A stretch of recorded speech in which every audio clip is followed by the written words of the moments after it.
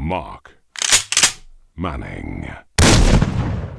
I'm talking specifically to Father Michael Collins here because I was a big admirer of the late Gerry Ryan. So I listened back occasionally to some of his interviews and I came across, it must have been 2009, 2008, something like that. Maybe you'd recall, Father. You were interviewed by him on his 2FM show and it was in the area of exorcism. What's your experience or why were you called upon to talk about that? Well, I'm not really sure, but I met Gerry around that time of maybe a couple of years earlier, and I didn't know very much about him. I occasionally listened to his radio show, but on one occasion he contacted me.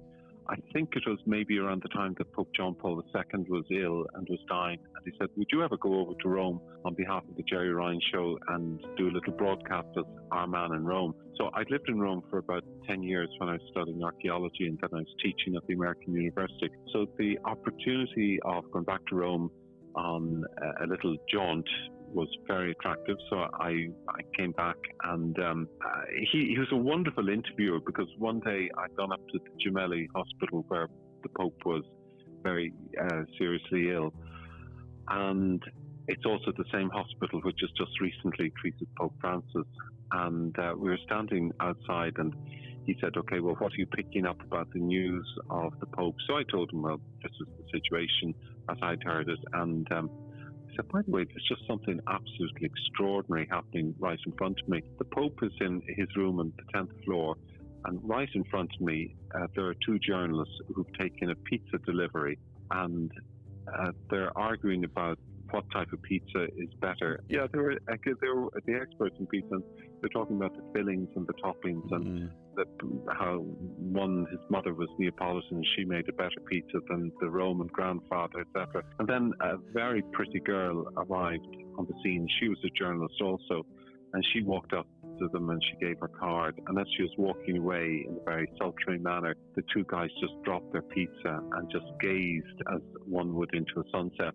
I was just thinking, here I am, a priest, standing outside the Pope's window, looking at these two journalists arguing about pizza, and then the whole argument just fading into irrelevancy when this beautiful car appeared and then walked away.